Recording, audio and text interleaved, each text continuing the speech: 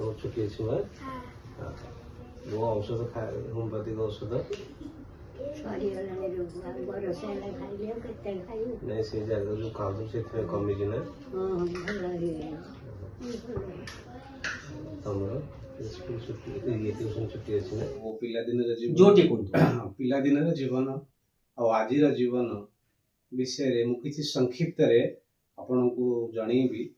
ଆଉ ତା ଭିତରେ ଯୋଉ ସଂଘର୍ଷ, ତା ଭିତର କଠିନତା, ଆଉ ତା ଭିତରେ ବାଦ ଅପବାଦ ବିବାଦ, ନିଜର ତାନା, ନିଜ ଲୋକଙ୍କର ତାନା, ଏସବୁ ବିଷୟରେ ମୁଁ ଯାହା ସଂକ୍ଷିପ୍ତରେ ଆପଣଙ୍କ ସାଥିରେ ସେୟାର କରିବି। ପ୍ରଥମେ ଆପଣଙ୍କ ପରିଚୟ ଦିଅନ୍ତୁ। ଆପଣଙ୍କର ଯୋଉ ଚିଲିକା ପାଇଁ ଘର ଆପଣଙ୍କର ଆପଣ ନାଁ ଆପଣ ପରିଚୟ ପ୍ରଥମ ଦେଲେ। ମୋ ନାଁ ହଉଛି ମହେଶ୍ୱର ବେହେରା। ମୋର ଗ୍ରାମଟିର ଛୋଟ ଗାଁଟିର ନାଁ ହଉଛି ଇଞ୍ଜନପୁର ବାଲୁଗାଁ ଚିଲିକା। ଇଞ୍ଜନପୁର ବାଲୁଗାଁ ଚିଲିକା। ଆଉ ସେଠି ମୋର ବାଲ୍ୟ ଜୀବନ କଟିଛି। ଆଉ ସେଠି ମୋର ବାଲ୍ୟ ଜୀବନ କଟିଛି। ବଡ଼ ଯେତେବେଳେ ଟିକେ ଜାଣିବାର ହେଲି, ଜୀବନ ପୁରା ଦୁଃଖମୟରେ ଭରି ଯାଇଥିଲା। ମା, ଆମେ 4 ଭାଇ 2 ଭଉଣୀ, ଆଉ ସବୁ ବୋଝ ସବୁ ଭାର, ମାନେ ଘରର ସବୁ ବୋଝ ମାଙ୍କ ଉପରେ ଥିଲା। ବଡ଼ ଭାଇ 3 ଭାଇଙ୍କର ବୟସ ମରିଯାଇଥିଲେ। କେତେ ବର୍ଷ ଆପଣଙ୍କୁ ହେଇଥିଲା? ମତେ ସେତେବେଳକୁ ବର୍ଷ କରେଇଥିଲା। ବଡ଼ ଭାଇ, ମଝିଆ ଭାଇ, ତା ତଳ ଭାଇ ସବୁ 8 ବର୍ଷ 7 ବର୍ଷ। ଆପଣ ଶୁଣନ୍ତୁ ମହେଶ୍ୱର ବେହେରାଙ୍କ ଜୀବନ କାହାଣୀ, ସେ କେମିତି ସେ ପାଠ ପଢିଥିଲେ, ବାପା ନା ଥିଲେ, ତାଙ୍କ ଜୀବନ ସାରା ଶୁଣନ୍ତୁ। ମୁଁ ଶୁଣୁଛି, ଆପଣ ମାନେ ଶୁଣନ୍ତୁ ଜୀବନ କାହାଣୀ। ପିଲାଦିନରୁ ଯେତେବେଳେ ଜାଣିବାର ହେଲି, ମୋର ବହୁତ ଇଚ୍ଛା ଥିଲା ପାଠ ପଢିବା ପାଇଁ। ଗ୍ରାମର ହେଡମାଷ୍ଟର, ଆମ ଗ୍ରାମର ହେଡମାଷ୍ଟର, ସେ ବି ମରିଗଲେ। ଏଇ ଜଷ୍ଟ 2 ମାସ ତଳର କଥା। ପଦ୍ମଚରଣ ନାୟକ, ବିଜୟ କୁମାର ରଣା ଯେ ମାମୁଁ ଥିଲେ, ଓଡ଼ିଶାର ବଡ଼ ରାଇଟର, ଡିଟେକ୍ଟିଭ ରାଇଟର, ସେମାନେ ସବୁବେଳେ ଆସିକି ବୋଉଙ୍କୁ କୁହନ୍ତି କି ଯେ ନାଇଁ ତମ ପୁଅ କାହିଁ ପାଠ ପଢିବା ପାଇଁ ଛାଡୁନ। ତେଣୁ ପଇସାର ଅଭାବ, ଫାଇନାନ୍ସର ଆର୍ଥିକ ପରିସ୍ଥିତିର ଅଭାବ, ପଇସାର ଅଭାବ, ସେତେବେଳେ ମା ଅନ୍ୟର କାମ କରି ଆମମାନଙ୍କୁ ଚଳେଇବା ବହୁତ ଡିଫିକଲ୍ଟ ଥିଲା। କିନ୍ତୁ ସେ ଭିତରେ ମା କହିଲା ଯେ ନାଇଁ ତୁ ପାଠ ପଢିବାକୁ ଯା। ତେଣୁ ମୁଁ କ'ଣ କଲି, ମାଙ୍କର କଥା ଅନୁସାରେ ଏବଂ ଟିଚର ଯିଏ ଥିଲେ, ଶିକ୍ଷକ ଯିଏ ଥିଲେ ପଦ୍ମଚରଣ ନାୟକ, ମାମୁଁ ବିଜୟ କୁମାର ରଣା, ସେମାନଙ୍କ ସହାୟତାରେ ମୁଁ ସ୍କୁଲରେ ତ ଆଡମିସନ କଲି। ଆଡମିସନ କଲା ପରେ ଆସ୍ତେ ଆସ୍ତେ ପ୍ରଥମ, ଦ୍ୱିତୀୟ, ତୃତୀୟ ଏହିପରି କ୍ରମାନ୍ୱୟରେ 6ଠ, 7ମ, 8ମ ପାସ୍ କରି 9ମ, 10ମ ଏହିପରି ଗୋଟିଏ ବର୍ଷ ପରେ ପ୍ରତ୍ୟେକ କ୍ଲାସ ଉତ୍ତୀର୍ଣ୍ଣ ହେଲି ଏବଂ ଟିଚରଙ୍କର ପ୍ରତି ଅତି ଆଦରଣୀୟ ହୋଇଗଲି। ପାଠ ଟିକେ ଭଗବାନଙ୍କ ସରସ୍ୱତୀ ମାଙ୍କର ଆଶୀର୍ବାଦରୁ ବିଦ୍ୟାଟି ଟିକେ। ବାପା ମଲା କେତେ ବର୍ଷ ଆପଣ ନାଁ ଲେଖାଲା? ବର୍ଷକରେ ବାପା ଚାଲିଗଲେ। ଆପଣ କେତେ ବର୍ଷ ନାଁ ଲେଖାଲା? ମୋର ସେତେବେଳକୁ ମତେ 8 ବର୍ଷ ହେଇଯାଇଥିଲା। ଭାଇ ଭଉଣୀ ପାଠ ପଢୁଥିଲେ ସବୁ? ଭାଇଙ୍କର ପାଠ ପଢା ବି ବନ୍ଦ ହେଇଗଲା, କାହିଁକି ପଇସା ଘରେ ନଥିଲା କେହି ଦେବା ପାଇଁ। ବିଲବାରି ଯେତିକି ଥିଲା, କ୍ଷତି ବହୁତ। ଭଉଣୀ ନଥିଲେ? ଭଉଣୀ 2 ଭଉଣୀ ଥିଲେ। କ୍ଷତି ବି ଯେତିକି ଥିଲା, ବାପାଙ୍କ ସାଥିରେ କ୍ଷତି ବି ଚାଲିଗଲା। ବାପା ଗଲା ପରେ କ୍ଷତି ବି ଆପଣଙ୍କୁ ଯାହା ଥିଲା ସବୁ ପଳେଇଗଲା। ତାପରେ ଆଉ କିଛି ନାହିଁ। ତେଣୁ କାମ କରିକି ଆଣିଲେ ଖାଇବୁ, ନହେଲେ ଉପାସରେ ଶୋଇବୁ। କାମ କିଏ କରୁଥିଲା? ଆପଣ ଛୋଟ ପିଲା, କାମ କିଏ କରୁଥିଲେ? ମା କରନ୍ତି କାମ। ମା କାମ କରନ୍ତି? କି କାମ କରନ୍ତି? ମା ଅନ୍ୟଙ୍କର କାମ କରନ୍ତି, ଘରେ ଯାଇକି କାମ କରନ୍ତି। ଆପଣ ସେତେବେଳେ ଆମ ଗାଁର ସିଷ୍ଟମ ଗୋଟେ ଥିଲା କି ଯୋଉ ଧାନ ବିଲରୁ ଯୋଉ ଆଦାୟ ହୁଏ, ସେ ଧାନ ସେମାନେ କ'ଣ କରନ୍ତି, କୋଟା ଦେଇ ଦିଅନ୍ତି। ସେ ଧାନକୁ ଆଣିକି ସିଝେଇକି ତାକୁ ଚୁରେଇକି ଦବା ମିଲରୁ, ସେଥିରୁ ଚାଉଳ ବାହାରେ, ଖୁଦ ବାହାରେ। ଇଭିନ୍ କେତେବେଳେ କେମିତି ଆପଣ ଧାନ ଆଣନ୍ତି, ମା ଆଣି ଧାନକୁ ଉଷାନ୍ତି। ଗାଁରେ ଆଗେ ଉଷୁନି, ଏବେ ତ ଉଠିଗଲାଣି ଯେ ଉଷେଇକି ପୁଣି ଆପଣ ଧାନ କୁଟୁଛନ୍ତି। ଆପଣ ମା କୁଟନ୍ତି? ମା ଆମେ ସମସ୍ତେ ମିଶିକି କଣ ନା ଆପଣ ଧାନ କେତେ ବୟସ ଆପଣଙ୍କୁ ହବ ସେତେବେଳକୁ? ମତେ ଏବେ କେତେ ବର୍ଷ ହବ? ଏବେ ମତେ 48 ହେଇଗଲା, 40 ବର୍ଷ ହେଇଗଲା। ଢିଙ୍କି ଆଗେ ଥିଲା, ମା ମାନେ ଆମ ଘରେ ବି କୁଟା ହଉଥିଲା। ଆଜ୍ଞା, ସେ ସମୟରେ ସବୁ କରିକି ଆସ୍ତେ ଆସ୍ତେ 10ମ ପାସ୍ ହେଇଗଲି। ଆଜ୍ଞା, 10ମ ପାସ୍ ହେଲା ପରେ ବହୁତ ଇଚ୍ଛୁକ। ଆପଣ ସେ ଧାନ କେମିତି ମା କରିକି ଆପଣ ପିଲା ମଣିଷ କରନ୍ତି? ବହୁ ଅଭାବ ଥିବ ସେଥିରେ। ଘର ଦ୍ୱାର ଆଗରୁ ଥିଲା? ଅଭାବ ବୋଲେ କହିବେ ନା, ଅଭାବ ବୋଲେ ବହୁତ କିଛି ଅଭାବ ଥିଲା। ଘର ଦ୍ୱାର ଆଗରୁ ଥିଲା? ଘର ଥିଲା, କିନ୍ତୁ ଘର ମାଟି ଘର ଥିଲା। ହଁ, ଏବେ ଆଗେ ତ ସବୁ ମାଟି ଘର ଥିଲା। ଆଉ ବାଇରେ ଆମ ବାଡ଼ିରେ ସଜନା ଗଛ ଏସବୁ ବିଭିନ୍ନ ପ୍ରକାର ଯେଉଁ ଗଛ ଥାଏ ସେଇଥିରୁ ଯାହା ଯେମିତି ମିଳେ। ପନିପରିବା କିଣିବାକୁ ତ ପଇସା ନଥାଏ, ତେଣୁ ସେଇଥିରୁ ଯାହାହେଲେ ଗୁଜାର ମେଣ୍ଟେନ୍ ହେଇଯାଏ, ମା କରନ୍ତି। ତାପରେ ଦଶମ କଷ୍ଟ ମଷ୍ଟରେ ପଢ଼ିଲା ପରେ ଦଶମ ପାସ୍ ହେଇଗଲି। ଦଶମ ପାସ୍ ହେଲା। ଭଲ ପଢୁଥିଲା ଆପଣ? ହଁ, କୋଉ ଡିଭିଜନ ପାସ୍ କଲେ? ମୁଁ ଇଏ ସେକେଣ୍ଡ ଡିଭିଜନ ପାସ୍ କଲି। ଦଶମ ପାସ୍ କଲା ପରେ ଟିଚର କଣ କହିଲେ। ଆପଣ ସେତେ କଣ ଥିଲା ଆପଣଙ୍କର ପ୍ଲସ ଟୁ ପଢିଥିଲା ଆଇ ଥିଲା ନା ଆପଣ ଜେନେରାଲ? ଆଏ ଥିଲା। ଆଇ ଥିଲା। ସେତେବେଳେ ଆଏ ଥିଲା, ତେଣୁ କଲେଜରେ ଆଡମିସନ କରିବା ପାଇଁ ଏକାଦଶ ଥିଲା। ଆପଣ ଏକାଦଶ ଥିଲା? ହଁ, ନା ଏକାଦଶ ନଥିଲା, ଆଏ ବିଏ ଥିଲା। ଦଶମ ପରୀକ୍ଷା ପରେ ଡାଇରେକ୍ଟ ଆଏ ବିଏ ରେ ଆଡମିସନ। ପରୀକ୍ଷା ସରିଲା ପରେ ଆପଣ ଓଡିଶାରେ ପାଠ ପଢୁଥିଲେ? ଓଡିଶାରେ। ମୋ ଘର ପାଖର ବାଲୁଗାଁ ସିଟିରେ ସେଠି ପଢୁଥିଲି, ବାଲୁଗାଁ କଲେଜରେ। ସ୍କୁଲର ନାଁ ହେଲା ଚିଲକାମି ସ୍କୁଲ। ଚିଲିକା ପାଖ, ଆପଣ ଚିଲିକା ପାଖ ଅଛି ନା ମଞ୍ଚରେ ଆପଣଙ୍କ ଘର? କୁହନ୍ତୁ। ମୋ ଘରଠୁ ଚିଲିକା 500-600 ମିଟର ହବ। ଆଜ୍ଞା, ଏତେ ପାଖ। ଆପଣ ସବୁବେଳେ ଚିଲିକା ଦେଖୁଥିବେ ନା? ଚିଲିକାରେ ମୋର ପିଲାଦିନର ଯୋଉ ବୋଟିଂ କରିବା, ମାଛ ଧରିବା, ଇଭେନ ଆମର କାଳିଜାଇ ବୋଲି ଆପଣ ଶୁଣିଥିବେ, ଚିଲିକା ମଝିରେ କାଳିଜାଇ ବୋଲି, ସେଠିକି ଆମେ ବୋଟ ଧରିକି ଯାଉ, ନାଁ ଧରିକି ଯାଉ, କାଦେଇ ନାଁ ନେଇକି ଯାଉ ସାଙ୍ଗମାନେ। ଚିଲିକାରେ ପାଣିରେ ଡେଉଁ କୁଦୁ ସବୁ କିଛି କରୁ ଇଏ ସବୁ। ତାପରେ ଆସ୍ତେ ଆସ୍ତେ ଯେତେବେଳେ ଦଶମ ସରିଗଲା, ସମସ୍ତ ସାଙ୍ଗ ମିଶିକି ଆମେ ଗଲୁ କଲେଜରୁ ଫର୍ମ ନେଇକି ଆସିଲୁ, ଆଡମିସନ ଫର୍ମ ନେଇକି ଆସିଲୁ।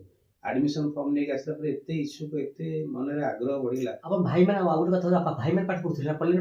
ଭାଇମାନେ କେହି ପଢିଲେନି ନାହିଁ। ଆପଣ କୋଉ ଜାଗା ପାଠ ସବୁ ଭାଇମାନେ ପଢିଲେ? ଭାଇମାନେ କିଏ ସେତେବେଳେ ବାପା ମରିଲା ସମୟରେ କିଏ ତୃତୀୟରେ, କିଏ ଚତୁର୍ଥରେ ଥିଲେ। ବଡ ଭାଇ ପଞ୍ଚମରେ ପାଠ ପଢୁଥିଲେ। ସେ ସବୁ ରହିଗଲେ, ତାହେଲେ ଆପଣ ଏକା ହିଁ ସଂଘର୍ଷ କରି ପାଠ ପଢିଲେ? ସେତେବେଳେ ସମସ୍ତେ ରହିଗଲେ। ରହିକି କଣ କଲେ, କିଏ କୁଆଡେ, ଘରେ ବିଲକୁଲ ଖାଇବାକୁ ମାନେ କିଛି ନଥାଏ, ସବୁ ପରଦେଶ ପଳେଇଲେ। କୁଆ ଗଲେ? ସବୁ କିଏ ଜଲପାଇଗୁଡି ଗଲା ମାଟି କାମ କରିବାକୁ, କିଏ ପଳେଇ ଆସିଲା, ଏମିତି କରିକି ସବୁ ପଳେଇ ଆସିଲେ। କମ ବୟସରୁ ସେମାନେ ଘର ଛାଡିଦେଲେ, କାମ କରିବା ପାଇଁ ଆସିଲେ। କିନ୍ତୁ ସେ କାମ କରିବା ଜଣେ ଯିଏ ମାମୁଁ ହବ, ନିଜର ମାମୁଁ ଲେଖାଲେଖି ହେବେ, ମାମୁଁ ଶ୍ୱଶୁର ବୋଲି ବୋଉଙ୍କର ଲେଖାଲେଖି ହେବେ, ସିଏ କଣ କଲେ, ଦି ଭାଇ, ମାମୁଁ ଶ୍ୱଶୁର ମାନେ ବାପାଙ୍କର ମାମୁଁ। ସିଏ ଘରକୁ ଗୋଟେ ଦିନ ଆସିଲେ, ଆସିକି ବୋଉଙ୍କ ସାମ୍ନାରେ କଥା ହେଲେ କି ଯେ ମୁଁ ତମର ଏ ଦୁଇ ପୁଅଙ୍କୁ ନେଇକି ଯାଉଛି, ଦୁଇ ପୁଅଙ୍କୁ ଆଉ କିଛି କାମରେ ଲଗେଇଦେବି। କାମରେ ଲଗେଇଦେବି ବୋଲି କହିକି ନେଇକି ଗଲେ, ତାଙ୍କୁ ନେଇକି ବିକିଦେଲେ। ଭାଇ ବିକିଦେଲେ? କୋଉଠି ବିକିଦେଲେ? ଗୋଟେ ହୋଟେଲରେ। କିଛି ପଇସା ନିଆନି, କାମ କରି ଦେଇଦେଲେ? ପଇସା ଆଣିବାରେ ଏମାନେ ଜାଣିନାହାନ୍ତି। 2 ବର୍ଷ ହେଇଗଲା। 2 ବର୍ଷ ପରେ କେତେ ବୟସ ହେଇଥିଲା ବାପାଙ୍କୁ? ଭାଇ ମାନଙ୍କର କେତେ ବୟସ ହେଇଥିଲା? 14-15 ବର୍ଷ ହବ। 2 ବର୍ଷ ହେଇଥିଲା। 2 ବର୍ଷ ହେଇଗଲା ପରେ ସେମାନେ ଯେତେବେଳେ କହିଲେ ଆମେ ଘରକୁ ଯିବି ବୋଲି, ହୋଟେଲର ଯିଏ ମାଲିକ ଥିଲା, ସିଏ କହିଲା ଯେ ଘରକୁ ଯାଇପାରିବନି। କାହିଁକି ନା ତମର ଯିଏ ମାମୁଁ ହେବେ ସିଏ ମତେ ବିକି ଦେଇଛନ୍ତି, ଆଉ ମୋ ଠାରୁ ଏତିକି ଟଙ୍କା ନେଇଯାଇଛନ୍ତି। ସେତେବେଳେ ଯାଇକି ତାଙ୍କୁ ଚିନ୍ତା ଆସିଲା ଯେ ଆରେ ଏତେ ବଡ କଥା ହେଇଯାଇଛି। କେତେ ବୟସ ଭାଇ? କେତେ ବୟସ ହେଇଥିଲା? 15 ବର୍ଷ ଭାଇକି। ଛୋଟ 15 ବର୍ଷ ପିଲା, ଦି ଭାଇ 15 ଆଗ ପଛ ହେଇଥିବେ ଆଉ। ଘରେ ଖାଇବାକୁ ନଥିଲା ତ କଣ କରିବୁ? ଘରେ ଖାଇବାକୁ ନଥିଲା, ଯେତେବେଳେ ପେଟ ଦି ଭାଇ ଚଲେ ବିକ୍ରି ହେଇଗଲେ ହୋଟେଲରେ କାମ କରି, ବିକି ଦେଇକି ଆଡେ ଗାଁରେ ଆସିକି ଅଛନ୍ତି ତାଙ୍କ ସେ। ଆମେ କିଏ ଜାଣିବାକୁ ନାହିଁ। ପଇସା ଦିଅନ୍ତି, ଖାଆନ୍ତି ରହନ୍ତି, ମା ଯାଉଥିବ ତାଙ୍କୁ କୁହାଯାଇଛି ଯେ ତମେ ଯାହା କଲେ 2 ଟାଇମ ଆମକୁ ଖାଇବାକୁ ଦବ। ସିଏ ଏକା ବେଳକେ ଗୋଟିଏ ସାଥିରେ ପଇସା ନେଇକି ପଳେଇ ଆସିଛନ୍ତି। ଯେତେବେଳେ ଜାଣିଲେ, ଏମାନେ 2 ଭାଇ ଜାଣିଲେ ଯେ ଏମିତି ଏମିତି ହେଇଛି ବୋଲି, ସେ ସବୁ କଣ କଲେ, କହିଲେ ନାଇଁ ଇଏ ତ ଆମକୁ ଛାଡିବନି, ତେଣୁ ଲୁଚିକି ପଳେଇ ଆସିଲେ। ଜାଣିଲେ ପଇସା ନେଇଛି, ଜାଣିଲେ କେମିତି? ହୋଟେଲକୁ ପଚାରିଲେ, 2 ବର୍ଷ ହୋଟେଲ ବାଲା 2 ବର୍ଷ ପରେ କହିଲେ ଆମେ ଗାଁକୁ ଯିବୁ। ଓ ଭାଇ ମାନେ କହିଲେ ଗାଁକୁ ଯିବୁ। ଗାଁରେ ଆଗେ ତ ଆପଣଙ୍କର କିଛି ଟେଲିଫୋନ ନଥିବ, ଚିଠି ପତ୍ର ଥିଲା? କିଛି ନାହିଁ। ଯୋଗାଯୋଗ ମା ସହିତ ରଖୁଥିଲେ? କିଛି ଯୋଗାଯୋଗ କିଛି ନାହିଁ। କୋଉ ଯାଇଛି ମା ପୁଅ କୋଉ ଯାଇଛି ବୋଲି ସିଏ କଣ କରନ୍ତି, ମାମୁଁ ଶ୍ୱଶୁର ଯିଏ ଘରକୁ ଆସନ୍ତି, ଘରକୁ ଆସିକି କହନ୍ତି ଯେ ପିଲାମାନଙ୍କୁ ଦେଲେ, ପିଲାମାନେ ଭଲରେ ଅଛନ୍ତି, 2 ମାସରେ 6 ମାସ। ମାମୁଁ କଣ ସେ ରହୁଥିଲେ ସେଟା କୋଉଠୁ ନା କଣ? ନାଇଁ, ସିଏ ଆମ ଘରଠୁ 10 କିଲୋମିଟର ଦୂରରେ ରୁହନ୍ତି। ନାଇଁ, ସେ ହୋଟେଲ କୋଉ ଜାଗା ହୋଟେଲ ଥିଲା? ସେ ଜଲପାଇଗୁଡ଼ି। କୋଉ ଜିଲ୍ଲା? ଜଲପାଇଗୁଡ଼ି मतलब ये अपना वेस्ट बेंगल, जलपाईगुड़ी, कलिकता पाखे ଥିଲା। कलिकता ବୋଲି ସେଠି ବିକି ଦେଇଥିଲେ। ତାପରେ ସେଠି ଆପଣ ହୋଟେଲ 2 ବର୍ଷ ହେଲା ବେଳକୁ ଭାଇ ମାନେ ତାପରେ ଯେତେବେଳେ ଜାଣିଲେ ଏମାନେ, ସେଠୁ କହିଲେ ନାଇଁ ଇଏ ଆମକୁ, ଆମେ ପଳେଇ ଯିବା ଦରକାର। ସେଠୁ ଲୁଚି କରି ପଳେଇ ଆସିଲେ। ସେଠୁ ରାତିରେ, କମ ସେ କମ ରାତିରେ ବାହାରିଲେ ସେ ଘରୁ। ହୋଟେଲ ଜାଗାରୁ ବାହାରିଲେ ଗୋଟେ ରାତି ଚାଲିଲା ସେ ଜଙ୍ଗଲ ଭିତରେ ଚାଲି ଚାଲି ଚାଲି ଚାଲି ଆସିଲା ପରେ ସକାଳ ହେଲା ପରେ ପ୍ଲାଟଫର୍ମ ଆସିଲା ଆଜ୍ଞା ଯେତେବେଳେ ରେଲୱେ ପ୍ଲାଟଫର୍ମ 2 ବର୍ଷ ପରେ ହଁ ଯେତେବେଳେ ରେଲୱେ ପ୍ଲାଟଫର୍ମ ମାନେ ନକଇ ଚାଲି ଆଇଲେ ହଁ ଦି ଭାଇ ଯାକ ଦି ଭାଇ ଯାକ ରାତିରେ କହିଲେ ଛାଡିବ କି ସେ? ରାତିରେ ହଁ ହୁଁ। କହିଲେ ତ ଛାଡିବ ନା ହୁଁ। 2 ବର୍ଷ ପରେ ସରି ଯେତେବେଳେ ରେଲୱେ ପ୍ଲାଟଫର୍ମ ଦେଖିଲା ପରେ ତାଙ୍କୁ ଟିକେ ତାଙ୍କ ମନରେ ଆଶା ଲାଗିଲା ରାତିରେ ଦେଖିଥିଲେ ଜାଣିଥିଲେ ନା କେମିତି କଣ ଆଇଲେ କାରଣ ଜାଣିଲେନି ପଳେଇବୁ ତ ଆଉ। କେମିତି ପୁଣି ରେଲୱେ ଆଇଲା ଚାଲି ଆଇଲେ ଜଙ୍ଗଲରେ ଆସିଲେ ଜଙ୍ଗଲ କେତେବେଳେ ସରିବ ନା ରେଲୱେ ଷ୍ଟେସନ ପଡିଗଲା ଯେତେବେଳେ ବିପତ୍ତି ଆସେ ତାକୁ ପଚାରିଲେ ଆଗରୁ ପଚାରି କରିଥିବେ ହଁ, ଯେତେବେଳେ ବିପତ୍ତି କାହାକୁ ଆସେ ବିପତ୍ତି ଆସିଲେ ସିଏ ଆଉ ଦେଖିବନି ଯେ ଏମିତି ହେଲେ ତ ମରିବି ନା ଏମିତି ହେଲେ ତ ଜୀବନ ଯାଉଛି ନା ମା କଥା ମନେ ପଡୁଥିବ ଘର କଥା ମନେ ପଡୁଥିବ କେମିତି ହେଲେ ତ ମୁଁ ବାହାରିବି ନା ଏଇ ଇଏରୁ ଆଜ୍ଞା ତେଣୁ ସେ ଭିତରୁ ସେମାନେ ବାହାରିକି ଆସିଲେ ଘରକୁ ଆସିଲା ପରେ ଠିକ ମୋର ମନ ଅଛି ଘରେ ଲାଇଟ ନଥାଏ ଡିବି ଜଳୁଛି ଘରେ ଡିବି ଜଳିକି ମୁଁ ମୋ ମା ଆଉ ଭଉଣୀ ମାନେ ସବୁ ଘରେ ବସିଛୁ ଆପଣ ଶୁଣୁଛନ୍ତି ମହେଶ୍ୱର ବେହେରାଙ୍କ ଜୀବନ କାହାଣୀ କୁହନ୍ତୁ ଘରେ ବସିଛୁ ସେତେବେଳେ ଦି ଭାଇ ଆସିଲା ପରେ ତାଙ୍କ ଦେହରେ ପ୍ରାଣ ନଥାଏ ଖାଲି ହାଡ଼ ଖଣ୍ଡେ ଥିଲା ଯେତେବେଳେ ବଡ଼ ଭଉଣୀ ଦୁଆର ମୁହଁରେ ଠିଆ ହେଇଛି ପଚାରୁଛି ତମେ କିଏ ଘରୁ କାହିଁକି ଯାଉଛ ଭାଇକି ପଚାରୁଛି ଦି ଭାଇ ଚିହ୍ନି ପାଇଲେନି ଭଉଣୀ 2 ବର୍ଷ ଚିହ୍ନି ପାରୁନାହିଁ ନାଇଁ ମାନେ ଏତେ କଣ୍ଡିସନ ତାଙ୍କର ଏତେ ଖରାପ କାମ କରିବି ତମେ କିଏ ସେ ସେଠୁ ଭାଇ କହିଲେ ଯେ ମୁଁ ହଉଛି ତୋର ଛବି ଭାଇ ଆଉ ଜଣେ ଭାଇ କହିଲେ ମୁଁ ହଉଛି ତୋର କବି ଭାଇ ସେଠୁ ବଡ଼ ଭଉଣୀ କହୁଛନ୍ତି ଯେ ବୋଉଲ ଆଉ କିଏ ଜଣେ ଛବି ଆଉ କବି ଭାଇ ବୋଲି କହୁଛନ୍ତି ସେଠୁ ଯେତେବେଳେ ଘର ଭିତରକୁ ଗଲେ ବୋଉ ଦେଖିଲା ଆମେ ସମସ୍ତେ ଦେଖିଲା ପରେ କାନ୍ଦିଲୁ ଘରେ ମାନେ ଇଏ କରିକି ଆଉ କାହା ଆଖିରେ ଲୁହ ରହିଲାନି ଏସବୁ କଣ୍ଡିସନ ଦେଖିକି ଏମିତି ସବୁ ହେଇକି ସମସ୍ତେ ଇମୋସନାଲି ମାନେ ଦେଖିଲୁ ଏତେ ପ୍ରକାର କାନ୍ଦିଲା ପରେ ସେଠୁ ତାଙ୍କୁ ଆଉ ଛାଡା ହେଲାନି ତାପରେ ସେଠୁ ସେମାନେ କଣ କଲେ ଗାଁରେ କାହାର କେମିତି କାମ କଲେ ଭାଇ ମାନେ କାମ କଲେ ଆପଣ ପାଠ ପଢୁଛନ୍ତି ଆଉ ମୁଁ ସେତେବେଳକୁ ପାଠ ପଢୁନଥିଲି ମୁଁ ସେତେବେଳକୁ ଛୋଟ ଥିଲି ସ୍କୁଲକୁ ଯାଏ ଆଜ୍ଞା ସ୍କୁଲରେ ଯାଏ ଗାଁ ସ୍କୁଲରେ ପାଠ ପଢେ କରିକି ତାପରେ ସେଠୁ ଆସ୍ତେ ଆସ୍ତେ ଯେତେବେଳେ ଇଏ ହେଲୁ ବଡ ହେଲି ସ୍କୁଲରେ ପଢିଲି ସ୍କୁଲରୁ ମାନେ ଆପଣଙ୍କର ବାପା ମଲା କେତେ ବର୍ଷ ପରେ ଗଲେ ମାନେ କାମ କରିବା ପାଇଁ ବାପା ମଲେ ଦେଖନ୍ତୁ ବାପା ମରିବାକୁ 8 ବର୍ଷ ବଳକୁ ହେଇଥିଲା ଆଜ୍ଞା ନାଇଁ କେତେ ବର୍ଷ ବାପା ମଲାର କେତେ ବର୍ଷ ପରେ ମାନେ କାମ କରିବା ବାହାରକୁ ହୋଟେଲକୁ ଯୋଉ ଗଲେ ପିଲାବେଳେ ଯାଇଥିଲେ ବାପା ମରିବାର 3 ବର୍ଷ ପରେ 3 ବର୍ଷ ପରେ ଆଜ୍ଞା 3 ବର୍ଷ ପରେ ସେମାନେ ଗଲେ ତାପରେ ଆସିଲେ ଗଲେ ଗାଁରେ କାମ କଲେ ତାପରେ ଗାଁରେ କାମ କଲା ପରେ କାହାର କେମିତି କାମକୁ ଯାଆନ୍ତି କାହାର ବିଲ କାମକୁ ମଜୁରୀ ଥିଲା ସେତେବେଳେ ମଜୁରୀ ଥିଲା ସେତେବେଳେ 3 ଟଙ୍କା 3 ଟଙ୍କା ଥିଲା ମଜୁରୀ ଦିନକୁ 3 ଟଙ୍କା କାମ ମିଳେ ଗାଁରେ ସବୁ ନାଇଁ କାମ ମିଳେ କି କାମ ସବୁ କରନ୍ତି ବିଲବାରି କାମ କ୍ଷେତି କାମ କରନ୍ତି 3 ଟଙ୍କା ଦିନକୁ 3 ଟଙ୍କା ମଜୁରୀ 3 ଟଙ୍କା ଥିଲା ସେଠି ମଜୁରୀ 3 ତାପରେ ଦି ଭାଇ କାମ କେତେବେଳେ ଯାଆନ୍ତି ଆପଣ ସେତେବେଳେ ତାପରେ ମୁଁ ସେତେବେଳେ କଣ କରେ କାମକୁ ତ ଯାଏନି ପାଠ ପଢିବାକୁ ଯାଏ ଆପଣଙ୍କ କଥା ଆସେ ତାହେଲେ ଆପଣଙ୍କ କଥାକୁ ଆସେ ଆପଣଙ୍କ କାମକୁ ଆସେ ତାପରେ ପାଠ ପଢିବାକୁ ଯାଏ 10ମ ମୋର ତାପରେ ପରୀକ୍ଷା ସରିଲା 10ମ ସରିଲା ପରେ ତାପରେ ପଢାପଢି ଭାଇ ମାନେ କାମ କରନ୍ତି ଆପଣ 10ମ ଯାଏ ପାଠ ପଢିଲେ ସେ ଗାଁ ଆପଣଙ୍କର ଚିଲିକାକୁ ସ୍କୁଲ ପାଖରେ ପଢିଲା ପରେ ପରୀକ୍ଷାରେ ପାସ୍ ହେଲା ପରେ ବହୁତ ଇଚ୍ଛା କଣ କଲି ସ୍କୁଲକୁ କଲେଜରେ ଆଡମିସନ ଫର୍ମ ବି ନେଇକି ଆସିଲି କିନ୍ତୁ ବଡ ଦୁଃଖର ବିଷୟ ଆଡମିସନ ଡେଟ୍ ପଳେଇଲା କାହିଁକି ମୋ ପାଖରେ ପଇସା ନଥିଲା ସେତେବେଳେ ଆଡମିସନ କଣ ଆର୍ଟ୍ସ ନା ସାଇନ୍ସ କଣ ପଢୁଥିଲେ ମୁଁ ଆର୍ଟ୍ସ ସେତେବେଳେ ଆଡମିସନ ଫିସ୍ ଥିଲା 150 ଟଙ୍କା କେବଳ 150 ଟଙ୍କା ଯେତେବେଳେ ଗୋଟେ ଦିନ ଯାଉଛି ଟିକେ ଆପଣ ଭାଇ ମାନେ କାମ କଲା ଟିକେ ଆପଣ ସୁଧୁରୁଥିବ ଆପଣଙ୍କର ଘରର ଅବସ୍ଥା ନାଇଁ ବହୁତ ବାକି ହେଇଯାଇଥିଲା ସେ ସମୟ ମା ଘର ବି ବନ୍ଧା ପଡି ଯାଇଥିଲା ବାପା ମଲା ପରେ ଜଣଙ୍କଠୁ ଯାହାଠୁ ପଇସା ଆଣିଥିଲୁ ଆଜ୍ଞା ସେ ଘର ବି ନେଇଗଲା ଆଜ୍ଞା ଘର ପଇସା ମାଗିଲା ତ ଘର ବନ୍ଧା ପକେଇବାକୁ ପଡିଲା ସେଥିରେ ଆପଣ ଥିଲେ ଆପଣ 3 ଭାଇ 2 ଭଉଣୀ 4 ଭାଇ 2 ଭଉଣୀ ଆପଣ ସାନ ଥିଲେ ମା ଥିଲା କେତେ ଟୋଟାଲ ପରିବାର ସଂଖ୍ୟା ହେଲା କେତେ 4 2 6 7 ଜଣ ଆପଣ 7 ଜଣ ପରିବାର ଥିଲେ ତାପରେ ବାପା କଣ କରୁଥିଲେ ବାପା ଜଣେ କିଷାନ ଥିଲା ଆମର ଖେତୀବାଡି ଜମିଦାରୀ ପ୍ରଥା ଥିଲା ଠିକ ଅଛି ଖେତୀବାଡି ଥିଲା ବହୁତ ଖେତୀବାଡି ଥିଲା ତାପରେ ଆପଣ କୁହନ୍ତୁ ତ ଆପଣ ଆମ ଇକୁ ଆସିବେ ଆପଣଙ୍କର ଇଏ ପାଠ କଲେ +2 ବଡ ଦୁଃଖର ବିଷୟ ମୁଁ କଣ କଲି ଗୋଟେ ଦିନ ମତେ ତ ଆଡମିସନ ହବାକୁ ଚାନ୍ସ ମାନେ ଇଏ କଲି ଦେଖିଲି ଆଡମିସନ ଡେଟ୍ ପଳେଇଲାଣି ବଡ ଦୁଃଖ ଲାଗିଲା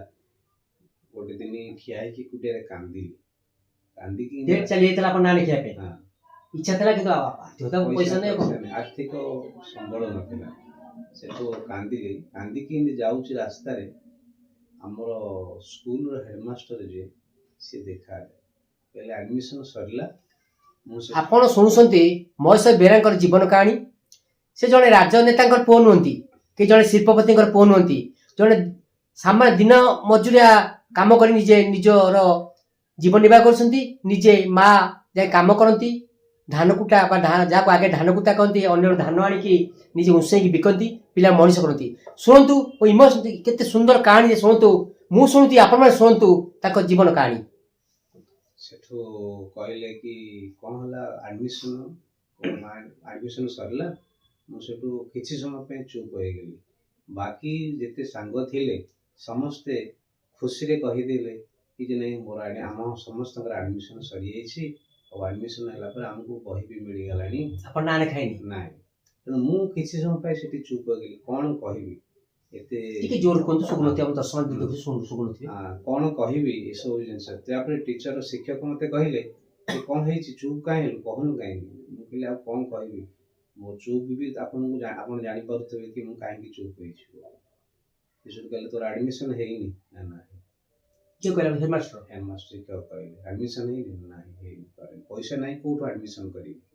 ଏତେ ବରାବର କହିଲେ କି ଆଚ୍ଛା ଗୋଟେ କାମ କରିବୁ ନା, ହଁ ଏଇ ସ୍କୁଲରେ ଯୋଉ ପଢୁଥିଲୁ ସେ ସ୍କୁଲର ଏବେ ଛାତ୍ର ସଂଖ୍ୟା ବଢିଗଲେଣି, ତେଣୁ ସେ ସ୍କୁଲର ଘର ଭାଙ୍ଗିବାକୁ ପଡିବ। ସେଥିପାଇଁ ତୁ ଗୋଟେ କାମ କରେ, ମୁଁ ଏଠି ଯିଏ ପ୍ରିନ୍ସିପାଲ ଅଛନ୍ତି ମୁଁ ତାଙ୍କ ସହିତ ଡାଇରେକ୍ଟ କଥା ହେବି, ତୁ ମେହନତ କର। ତୁ ମେହନତ କର, କଠିନ ପରିଶ୍ରମ କଲେ ସବୁ କିଛି ହବ। ତେଣୁ କ'ଣ କରିବୁ, ଏମିତି ସାର୍ କ'ଣ କରିବାକୁ ହବ ନା ଆଜ ଏ ଲେବର ହିସାବରେ କାମରେ ଲାଗିବ। ସେଠୁ ମୁଁ କ'ଣ କଲି, ଦିନକୁ 10 ଟଙ୍କା ହିସାବ, 10 ଟଙ୍କା ଦିନ ମଜୁରୀ 10 ଟଙ୍କା 15 ଦିନ ମୁଁ ସେ ବାଡ଼ ଭାଙ୍ଗିବାରେ ଲାଗିଲି। ସେଥିରେ ବାଡ଼ ଭାଙ୍ଗିକି 15 ଦିନ ଲାଗିଲା ପରେ 150 ଟଙ୍କା ହେଲା। 150 ଟଙ୍କା ହେଲା ପରେ 150 ଟଙ୍କା ତ ମୋର ପାରିଶ୍ରମିକ ମତେ ମିଳିଲା, ଟିଚର ଦେଲେ। 15 ଦିନ କାମ କଲେ? 15 ଦିନ କାମ କଲି। ତାପରେ ଆଉ 50 ଟଙ୍କା ମୁझे ଆଡିସନାଲ ଦେଲେ। କହିଲେ କି ନାଇଁ ତୋ କାମରେ ମୁଁ ଖୁସି ହେଲି, କାହିଁକି କିଛି ତୋ କେତେ ବର୍ଷ ହେଇଥିଲା ଆପଣ କାମ କଲା ବେଳକୁ? ମତେ ସେତେବେଳକୁ ହେଇଥିଲା 13-14 ବର୍ଷ। 14 ବର୍ଷ ହବ, ଆଇ ଥିଙ୍କ 15 ବର୍ଷ ପାଖାପାଖି। ତେଣୁ କହିଲେ ତୋ ଇଏରେ ମେହନତ, ମାନେ ତୋ କଥା ତୋ ମେହନତରେ ମୁଁ ବହୁତ ଖୁସି ହେଲି, ଆଉ ତୋ ପରି ପିଲା ଆଜି ଏରେ କାମ କରିକି ମଧ୍ୟ ଏତେ ଆଜି ସେ ସେଠୁ କ'ଣ କଲେ, ମତେ ପଇସା ଦେଲେ, ତା ସେଥିରେ 50 ଟଙ୍କା ଉପହାର ବି ଦେଲେ। କହିଲେ ନାହିଁ କରୁଛି ମତେ ଦେଲେ। ମୁଁ ସେଠୁ କ'ଣ କରି ନେଇକି ଗଲି ସ୍କୁଲରେ, ସେଠୁ ଆଡମିସନ କଲି କଲେଜରେ ଆଡମିସନ ସରିଲା। ନିଜ ପଇସା ହେଇଗଲା, ଆପଣ ସେ 150 ଟଙ୍କା ଆଉ 50 ଟଙ୍କା ଆପଣଙ୍କୁ ଦେଲେ, ଏକ୍ସଟ୍ରା ଦେଲେ। 50 ଟଙ୍କା ଦେଲେ। ହଁ, ସେ 50 ଟଙ୍କା 150 ଟଙ୍କା କଲେଜରେ ଆଡମିସନ ହେଇଗଲା। ଆଉ 20 ଟଙ୍କା ଫର୍ମ ପାଇଁ ଗଲା। ସବୁ 170 ଟଙ୍କା ହେଇଗଲା। ଆଉ ଯୋଉ 30 ଟଙ୍କା ବଞ୍ଚିଲା ବୋଉକୁ 20 ଟଙ୍କା ଦେଇଦେଲେ। ମାନେ 10 ଟଙ୍କା କହିଲା କି ବୋଉ ଯେ ନାଇଁ ରଖେ, ବହି ପତ୍ର କ'ଣ ଆଣିବୁ, ଇଏ କରୁଛୁ। କୋଉ ମସିହା ଆପଣ କହୁଛନ୍ତି? ମୁଁ ସେତେବେଳକୁ 92 କଥା କହୁଛି, ପ୍ଲସ୍ ଟୁ କଥା କହୁଛି। ନା ଏଇଟା କହୁଛନ୍ତି ସେ ଆଇ ପ୍ଲସ୍ ଟୁ କଥା କହୁଛି। ତେଣୁ ହେଲା ସରିଲା ପରେ ଆସ୍ତେ ଆସ୍ତେ ସେଠି ସମସ୍ତେ ଯେତେବେଳେ ପ୍ରଫେସର ଥିଲେ, ଆଉ ଇଏ କଲେଜର ପ୍ରିନ୍ସିପାଲ ଥିଲେ, ମୋର ଆକ୍ଟିଭିଟି ଆଉ କୋ କରିକୁଲାର ଆକ୍ଟିଭିଟି ସାଥିରେ ସେମାନଙ୍କୁ ଭଲ ଲାଗିଲା, ଖୁସି, ସେମାନେ ବହୁତ ମୋର ପ୍ରିୟ ହେଇଗଲେ, ମୁଁ ବି ତାଙ୍କର ପ୍ରିୟ ହେଇଗଲି। ଆଉ କ୍ୟାମ୍ପ ଏସବୁ ଜିନିଷରେ ମୁଁ ଭାଗ ନେଲି। ଗାଁ, ଛୋଟ ଗାଁରୁ ସବୁଆଡ଼େ ବୁଲିକି NSS କ୍ୟାମ୍ପରେ ଭାଗ ନେଇକି ଲୋକଙ୍କୁ ଜାଗ୍ରତ କରାଇ, ବହୁତ ବଡ଼ ସମ୍ପତ୍ତି ଶିକ୍ଷା ହେଉଛି ବହୁତ ବଡ଼ ସମ୍ପତ୍ତି। ଖାଅ ନ ଖାଅ, ଭୋକରେ ରୁହ ପଛେ, କିନ୍ତୁ ଶିକ୍ଷା ଗ୍ରହଣ କର, ପଢ଼ିଲେ, ବିଦ୍ୟା ଗ୍ରହଣ କଲେ ସେ ହେଉଛି ତମର ଅମୋଘ ଅସ୍ତ୍ର। ଏସବୁ ଜିନିଷ ଇଏ କରିକି ଆମେ ବହୁତ। କେତେ ବର୍ଷ ପଢିଲେ? ତାପରେ ଆସ୍ତେ ଆସ୍ତେ ମୋର ଗ୍ରାଜୁଏସନ ସେଇ କଲେଜରେ ଗ୍ରାଜୁଏସନ ସରିଗଲା। ଗ୍ରାଜୁଏସନ ସରିଲା ପରେ ମତେ ବହୁତ କିଛି ସେଇ କଲେଜ ସାର୍ଟିଫାଇ କରିଦେଲା ଯେ କଳା ଅଛି ତମ ପାଖରେ। ମୁଁ ଷ୍ଟେଟ ଲେବୁଲରେ ଡ୍ରାମା ବି କଲି, ଉତ୍କଳ ୟୁନିଭର୍ସିଟି ଯାଇକି ଷ୍ଟେଟ ଲେବୁଲରେ ଡ୍ରାମା ବି କରିଛି। ସେ କଲେଜରୁ ସିଲେକ୍ସନ ହେଇକି ସବୁ କିଛି ହେଇଗଲା ପରେ ମୋର ପରିଚୟ ଆସ୍ତେ ଆସ୍ତେ କଲେଜ ବି ମତେ ପରିଚୟ କରେଇଲା कि जे नहीं तो पाखे किसी कला अच्छी बोली है ना।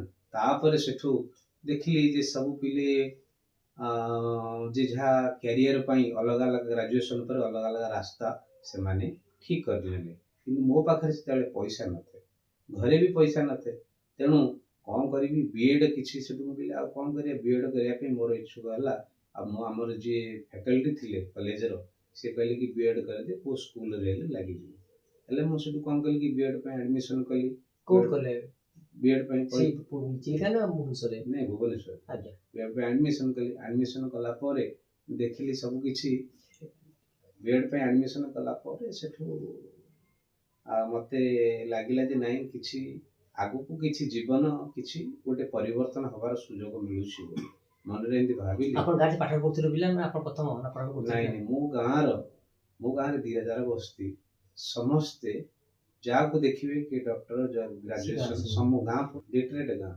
कि सब गवर्नमेंट सर्वेंट 90% लोग गवर्नमेंट सर्वेंट तेणु ये तापरे सेठू बीएड जते सरीला बीएड रे एडमिशन करली बीएड एडमिशन कला परे मते लागला कि मो जीवन किछि परिवर्तन हो बोली कि तापरे देखिली पैसा अभाव हैला तापरे भौणी माने जेंति कहला परी जवानी रे मरकट सुंदर भौणी माने कोन हले ना आस्ते आस्ते तांकर जवानी समय जो आसला पर तांको तो विवाह करबा को जेंति पड़िबो तेणु बड़ भौणी विवाह कराला से समय बाकी हे गेला घर हम समस्त बाकी इनकम की करले अपन इनकम किछि नाही कि बाहर कले कि बाहर कले भाई सेतेले सूरत रे गोटे भाई थिले अपन भाई सूरत रे थिले से किछि हेल्प करंती तापर घर ऊपर को पैसा आनी घर ऊपर को पैसा ओ घर पाई पकेल घर बंधा पके पैसा आसला इन सब करी सब ए कलु बाहुनी रो बाहर रहला तापरे मोर शरीर बीएड पर मु देखिली जे मते काई मामू को इन सब बहुत मोर आत्मीय स्वजन को मु कहली किछि टिके नौकरी पाई मोर जुगाड़ कर दियो बहुत लोगों को मदद भी मांगली केही मो पाई मदद कले अपन मन दुख होतो घर आर्थिकता दन हो जाउची टी उन्नति करू पाठ पढली समाज रे मनुष्य चले मदद कले मदद न करिवा परे सेठी कोन हेछि जणे मन सेठु भाबिल मु कहली एठी रहा कोन गोविंद चंद्र बारिक बोली जणे डायरेक्टर थिले नाट्य बहुत फेमस डायरेक्टर थिले मिंद गोटे दिन बसिकी ये भाबुची कहले यार कौन भाबुछु ना मु कहली नाही गाँ छाड़ी देबी रहिबिनी आ गाँ रे सेटा होची ठीक कथा जोटा भाबुछु तो बिल्कुल ठीक कथा मु सेटु निष्पत्ति नै गेले कि नाही पळे बोली राति निष्पत्ति नेली सेई दिन राति को मु सोई पिंढारे बसछि बो मते डाकुछंती कि आसुनु खाइबो मु जीवी टिलेट काहे कि पिंढारे बसी भाबुछि ए गाँ दांड धूली गाँव रे रामलीला गाँव चंदन यात्रा गाँव दोल पर्व गाँव पंचदोल गाँव सांग गाँव स्कूल गाँव कॉलेज गाँव सब नदी नाल सब जिनस को छाड़ी दे जीवी बोली मते मोर मन टेके नथला किंतु कोसी बाध्य कला न कले घर ये कर पेउनी सब जिनस तो रहि जो सब बेल पय किंतु मु तो पळीबी ना मु जदी आज किछि न करिबी ताली ए जिनस तो रहिबो ई स्थिर नदी हो नाल हो स्थिर अछि गच्छ सब जिनस धोई किंतु मोर सोर्स नथिले इनकम सोर्स मु चलीबी को तेणु भाभी कौन कली गाँ छाड़ी गाँ छाड़ला परे सूरत आसला परे देखिली सूरत रे जो प्रकार काम 12 घंटा कंटीन्यूअस खटिबा काम करबा डिफिकल्ट पाठ पढी आइतो से जो मजदूर काम रा सब लेबर काम बहुत डिफिकल्ट किंतु तथापि मुके नाही किछि करिबी ना करिबी कोन कली कि सेठू कायम कंटीन्यूअस नाइट शिफ्ट मो घर जो रहूली सेठू 30-15 किलोमीटर दूर डेली ट्रेन रे जीवा आसीबा कंटीन्यूअस नाइट शिफ्ट कली काहे कि एथिपे कंटीन्यूअस नाइट शिफ्ट कली मु जेतेले सूरत रे पहुंचली को भाई भाउज मते हेल्प कले अपन भाई थिले ना सेठी दिले किन केही मदद कले होइले भाई रहलो को भाई पाकर रहली तापरे मते सिस्टम मो भौणी थिला भौणी मते टिके बहुत हेल्प भौणी में से भाई काम करत कोन को भौण कर भेणी सिटी काम अपन भौण भाई से भेणी भी सिटी सूरत भाई ने आगो भाई थिले भाई भेणी थिला आगो भाई थिले तापर भौण बागर परे से पाखे रहले अपन को रहले भाई पाखे रहले भौण पाखे भाई पाखे रहली जते बेले भाई पाखे रहला परे भाई देखिली मोर दिन हां भाई एतले आस्ते आस्ते टिके ई कला माने भाई भलो किछि ये नु घर रो सिचुएशन देखि मते भलो लागलानी कहले आड़े ही जबा दूरे ही जबा सब सेठू कौन कली मु निजे भौणी कहला पर भौणी पाखे ये करके रही से दूरे गली दूरे जाइए फिर से गोटे अलग घर निजे रोजगार घर ने भड़ा को 150 टंका प्रतिदिन 150 टंका मजूरी पाती 4500 पाती मासिक 4500 घर भड़ा कौन केते केमती घर भड़ा थिला सेते को 600 टंका 600 टंका थिला हां की और चाଳ घर तो थियो नहीं ये घर पत्रा घर पत्रा पत्रा घर थिला 600 टंका घर भड़ा लाइट बिल 90 टंका लाइट बिल 90 टंका 600 टंका घर भड़ा लाइट बिल 90 टंका एदी करके सब घर को प्रति मास रे बों को 500 टंका भी खर्च को दिए माने आपण पांती केते 4500 हां 600 टंका घर भरा गला तापरे 100 टंका लाइट बिल आज्ञा लाइट पानी पेन थो सेतरे आउ प्रति मास रे 500 टंका बों को दिए डाकर तो आ एना की जतरे तो डाकर कोठ तापर सेथु पैसा बंचे की रखी की मो सेठु कोन कल नाही सेठु आफ्टर प्रथम मास दरमा पाइला पर माग देथिले बा तो बहुत खुशी थो कोन देखता चिट्ठी बिठी मनोज कोन लिखथला प्रथम माँ को प्रथम रे चिट्ठी जो लिखी थी मु कौन करे मनी ऑर्डर रे 2 लाइन माँ को लिखी सब कोन लिखथला मन अछि हां मोर मन अछि कि बो आ से सखाळर तो रंदा भात मन बो सब खांदिला कांदो ने काय कांदो तो नहीं तापरे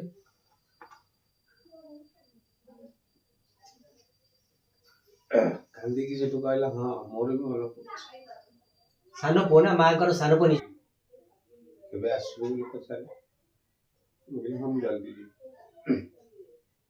इंदे की वो खुशी है ये करे खांदे सब करे तापरे मु गाँव पूरा दूरे गली जो पर्यंत मनीष न से गाँव को जीवन ये गोटे प्रमिश कली सेठू कंप्यूटर एडमिशन कली पैसा रखिकी कंप्यूटर एडमिशन कली हाफटेक रे समस्त कहले भाई कंप्यूटर न आसिले तते काम मिल आपण सुनुसंती महेश्वर बेरांकर जीवन कहानी से जड़े बहुत गरीब परिवार आसछंती ताको बापा राजनाथ थिले कि ताको शिल्पपंत थिले कि थेलाबार घर पुओ नथिले निजे संघर्ष करी जे प्रथम मास दरम पाइथिले त पचला ताको आखिर नुह गरी पड़थिला कारण प्रत्येक मां माने सानपो को भल पाती मां किए केजानी केमती को ताको कथा पहिले प्रत्येक मां कथा पहिले सब को निजर होती मां बोध हुए ए दुनिया किए मां शब्द देला ताको निजर बोध केही नांती सब निजर होती मां आ मां कथा पहिले ता आखिर नुह गरी पड़थिला से संघर्ष करछन्ती निजे मूल नागिसन्ती 10 दिन 15 दिन काम करिकी 10 टका ने 1500 150 टका पाइसन्ती 500 टका 50 टका 200 टका रे से कॉलेज ना लिखाइसन्ती पास करछन्ती घर आर्थिक अवस्था सुधरिया को जाई मां को छाड़ी के जाइसन्ती सुराट काम करछन्ती पाठी कंप्यूटर सिखछन्ती सुन ताको मोरु ताको जीवन कहानी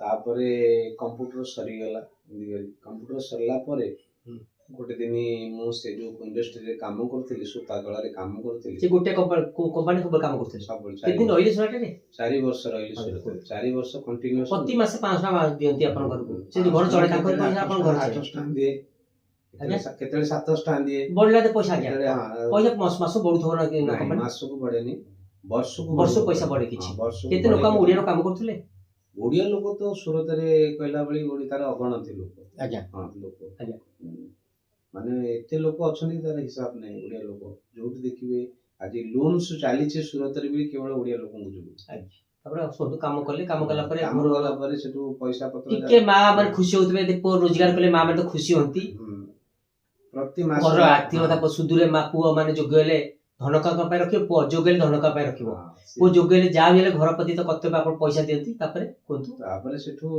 पढ़ा जतले आपटेक रे पढ़ा सरी गेला गोटे दिन राति रे मु कंपनी रे जो कालोमस कंपनी रे काम करतेली मु बसची राति रे ए सुपरवाइजर आसी पछले कोन करू मु कहले मु किछ लिखु तो मु लेखा रे पिला दिन रु मोर यात्रा नाटक रामलीला ये सब जिन करके गाँव रामलीला भी रोल करे ऑपेरा रोल करे थिएटर रोल करे वन एक्ट प्ले रोल करिछि ये सब जिनसे करे तो लिखा लिखि करिया भीतर गोटे दिन राति रे बस लिखुछि मन को आसला जे मु जहा कुछ करूछि शायद एठी भूल करूछि पढ़ा तो सरी गेला कंप्यूटर ଏବେ କମ୍ପ୍ୟୁଟର ଲିଟରେଟ୍ ହେଇଗଲି ତେଣୁ ବମ୍ବେ ଆସିବାକୁ ଚାହୁଁଥିଲେ? ହଁ ବମ୍ବେ ଆସିବାକୁ ଚାହୁଁଥିଲି। ରାତି ଠିକ ଅଛି ଘରେ ଆଉ କାହାକୁ କହିଲିନି, ଗୋଟେ ଛୋଟ ଆଟାଚଟେ ଧରିକି 3-4 ହଳ ପ୍ୟାଣ୍ଟ ସାର୍ଟ ସାରେ ସାର୍ଟିଫିକେଟ ଧରିକି 10:50 ଡେରାଡୁନ ଏକ୍ସପ୍ରେସ ବାହାରୁଛି। ସେଦିନ ଗୁରୁବାର ଥିଲା।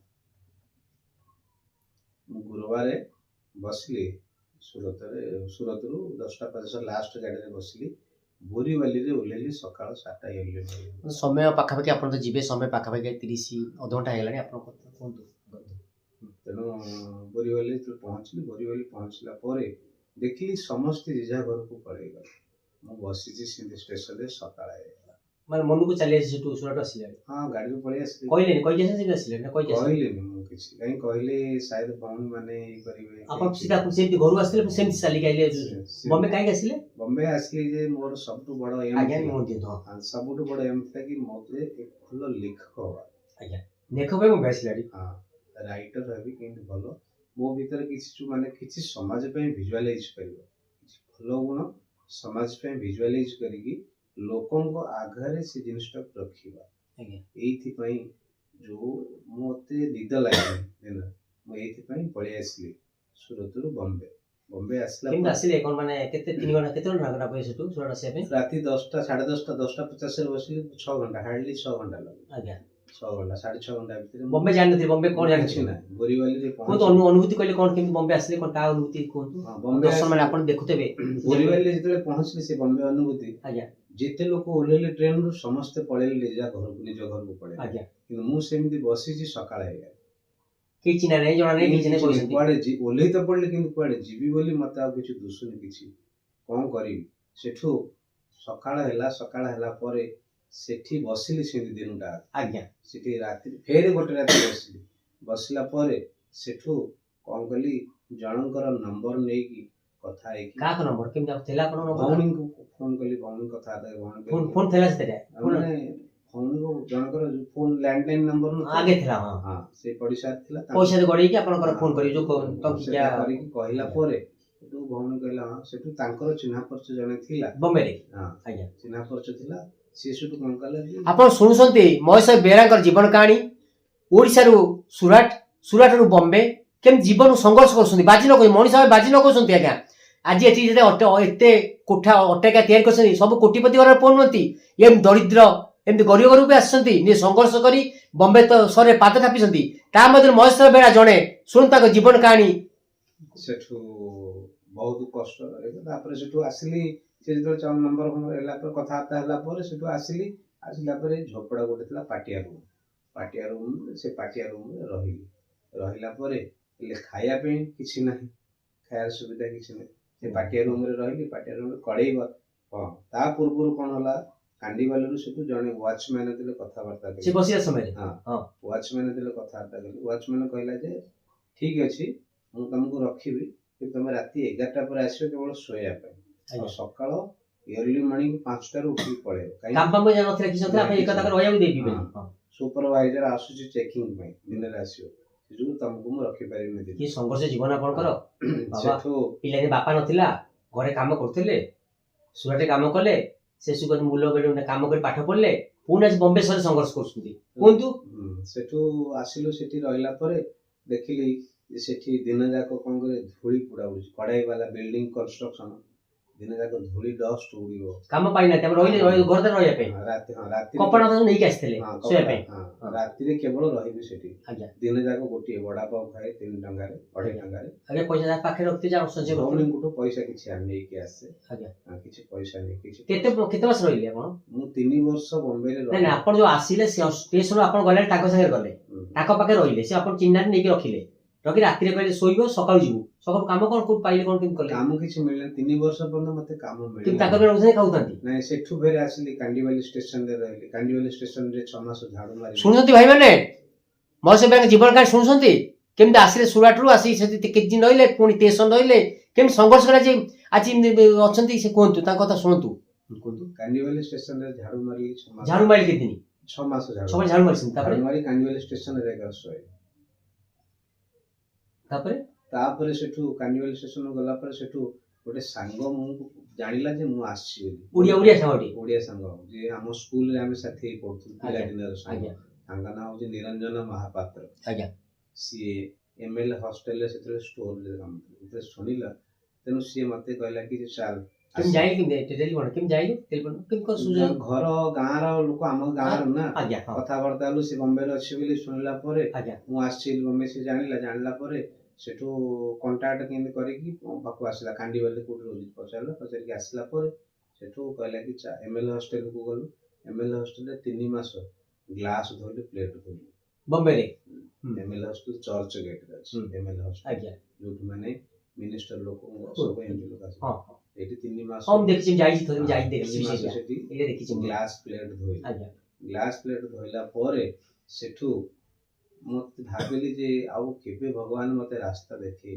कोन करी तापरे सेठू बड़ से जने सांग थिले बड़ भाईंकर तांका ना होची रवि साहू से नाबाल डकाड थिले से सुदु तांको दिले कथा वार्ता करी कि मु मझिरे फेरे गां को पळेली भाई कहया पे ए काम टिके मो पे देखिया पे तो तांको दिले कथा वार्ता कला परे क्राफ्ट मार्केट रे लोहार चाल क्राफ्ट मार्केट रे मु आज ऑफिस असिस्टेंट रे मते 1200 टंका रे मु स्टार्टिंग रे जॉब करी जने तांको से जो सेट ना होची नई मोटी वाला बहुत भलो लोक से गोरी मुसलमान केते दिन संघर्ष करा परे 3 वर्ष पर संघर्ष करा तापर चाकरी तापर 1200 टंका रे जॉब होला सेठू फेर सेठू जने भूपत करी जने थिले गुजराती लोक जैन लोक से सेठू मो काम रे खुशी है कि मते सेठू बांद्रा कहले तू मते एड्रेस दोची बांद्रा जा बांद्रा खेरनगर रे सेठू चार्टेड अकाउंटेंट दिलीप अरोरा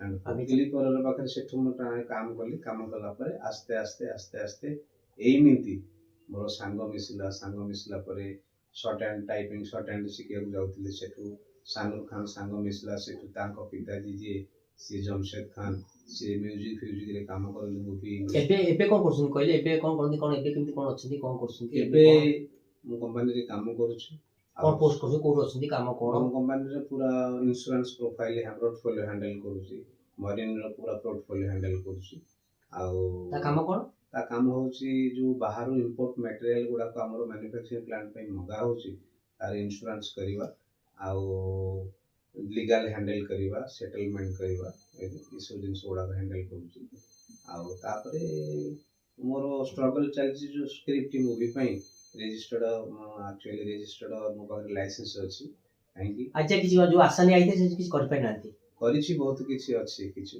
भगवान केते पाखरे कम से अपन निज घर आगे तो अन्य घर रहउतले होटल काम करथले एबे निज घर अछि निज घर करसंती बालू आता भुवनेश्वर पाखापाखि खोर्धा पाखापाखि मु घर भी किनिछि किनिछि यदि कमी पय किनिछि किनिछि घर किनिछि एटा घर अधा काम हेछि सेटा ए भीतर करि दि मोर जियो पो केते सेगरा को कॉल करती जियो आगे कोन करछि जियो पढुछि कोथे पढुछंती जियो बे पढुछि चतुर्थ पंचम पढु एते देरी कि अपन एते बयस देते कम रो से किछि अलग ये था कोन के अलग मोर इंटेंशन थिला बाहेबे नै ना नॉर्मल स्कूल को न फोन करते नै मोर इंटेंशन अलग थिला मते घर वाले बहुत बाध्य करले बाबा नथरे इच्छा थिला नै मु माने अलग हे कोन बाबा ना कोन नै बाबा मु सेतरे विश्वास करनी आ कोन अपन कोन बाबा बहुत बयस कोन केते बाहर तार मेन कारण थिला कि जे नाइ से सब मतलब से जिनिस रो मु दूरे जाय ओहो बाबा पर चाहू थे नै मते घर वाले भाई भौणी समस्त मते बाध्य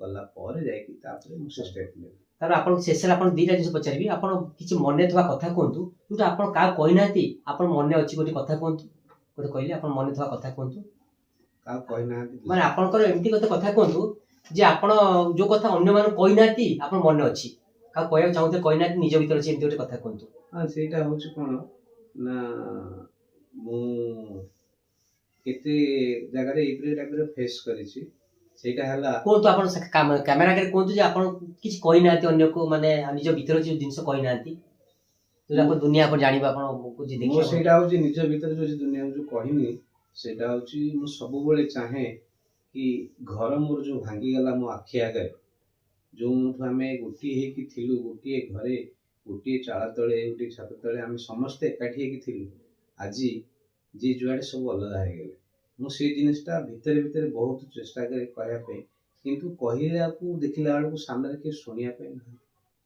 ଆପଣଙ୍କର ଘଟିଥିବା ଗୋଟେ ଦୁଃଖ ମନେ ଅଛି ଆଉ ଗୋଟେ ସୁଖର ଦିନ କୁହନ୍ତୁ।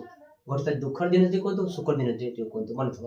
ଦୁଃଖର ଦିନ ହେଲା ଏଇ ବମ୍ବେ ସହରରେ ମୁଁ 15 ଦିନ ଭୋକରେ ଅଛି।